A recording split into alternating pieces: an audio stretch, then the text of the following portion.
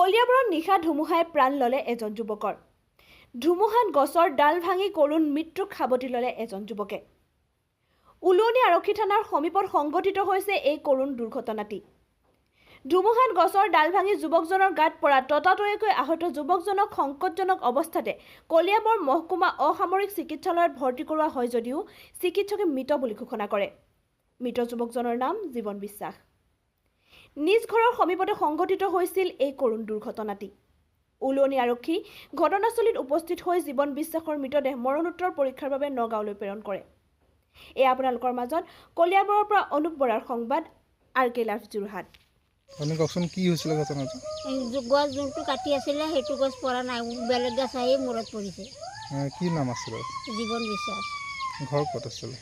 বৰুৱাটি। কালিতো বৰষুণ দি আছিলে, এই বৰষুণৰ মাজতে গৈছে, কাৰো কথা নামানিলে। যোৱাৰ আগত ঘৰত কৈ গৈছিল নে? ঘৰত কৈ গৈছে, তাৰ ঘৈণীয়েকজনীয়ে ধৰি ৰাখিছে, সি মান্তি নহ'ল। কুটাই নিওঁতেহে গম পাইছে। বিয়া পাতিলে ন? বিয়া পাতিলে। ল'ৰা ছোৱালী কেইটা আছিল? দুটা ল'ৰা ছোৱালী। এতিয়া ঘৰত কোন কোন আছে?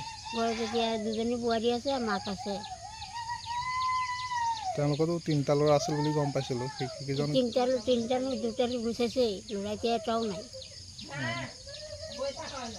এতিয়া মৃতদেহটো ক'ত আছে? এতিয়া নগাঁৱত আছে।